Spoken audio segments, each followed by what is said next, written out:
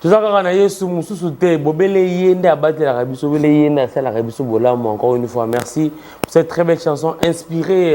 Merci à notre frère Junior Mbemba. C'est ça que tu as l'onction ce matin, l'onction des papas, t'as localisé.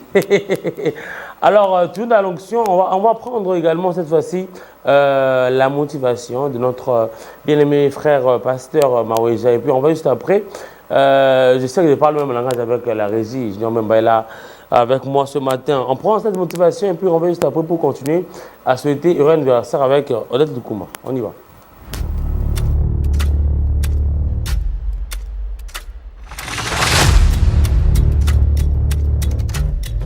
C'est toujours moi, votre humble serviteur, le porte-parole de Jésus-Christ, Christian Maouéja Chimanga, pasteur de l'église Foi en Action.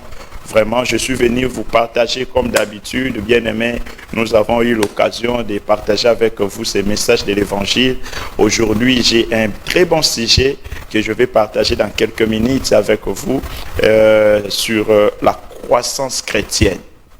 La croissance chrétienne. Bien-aimés dans le Seigneur, comme tout enfant né, la vie chrétienne, c'est une vie nouvelle. Celui qui devient chrétien, on n'est pas chrétien, on devient chrétien.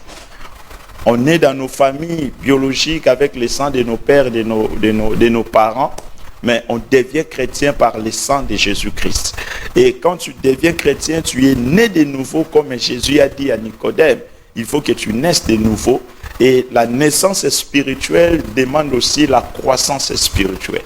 Voilà pourquoi cette croissance spirituelle, je les déclare ou je les nomme comme titre, la croissance chrétienne. Il faut au cola. Mon anza. Obotami a sikate potika la bébé spirituel. Non, il faut grandir spirituellement. Même apôtre Paul Azoloba, qui n'a pas sabino lait, ou n'a pas sabino ba aliment solide. La croissance spirituelle, je vais vous donner comme d'habitude quelques points qui vont vous aider à grandir spirituellement, à devenir des matures spirituels. Alléluia. Des hommes et des femmes matures. Tu ne peux pas rester dans l'immaturité spirituelle et que les infiltrés dans l'évangile viennent te détourner ou détourner ta foi. Non. Il faut qu'on la molimo oye banzambe na yo bien, car la Bible dit ceux qui connaîtront leur Dieu agiront avec fermeté. Alors rapidement nous allons entrer dans nos points comme d'habitude. Bien aimé, pour grandir spirituellement, et le Kwaliboso, il faut au sala, c'est prier Dieu chaque jour. Prier à chaque instant. 1 Thessaloniciens chapitre 5, le verset 17. La Bible dit prier sans cesse. Prier sans cesse. Luc chapitre 18, verset 1 jusqu'au verset 6. Jésus nous donne une parabole pour montrer qu'il faut toujours prier et ne point relâcher. La prière, bien-aimée, c'est la première chose qui nous fait grandir spirituellement. Parce que notre Dieu est esprit, il faut que ceux qui l'adorent doivent l'adorer en esprit et en vérité. Et la spiritualité se passe dans la prière.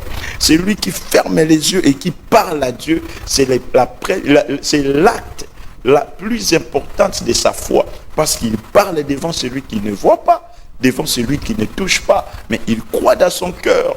Comme Hébreu dit, ceux qui s'approchent de Dieu doivent croire que Dieu existe et il est le rémunérateur de ceux qui le cherchent. Et la prière, c'est le seul moyen qui met quelqu'un à contact direct avec Dieu sans intermédiaire. Cela veut dire sans le pasteur, sans le modérateur, sans l'intercesseur, par la prière, tu grandiras spirituellement. Voilà pourquoi j'aimerais exhorter à un chrétien, ayez une vie de prière constante. Comme notre Seigneur Jésus qui priait toute la nuit, qui priait chaque matin, qui priait de temps en temps, qui allait à la montagne pour prier, dont la nourriture, la force, la puissance de ces miracles, c'est résider dans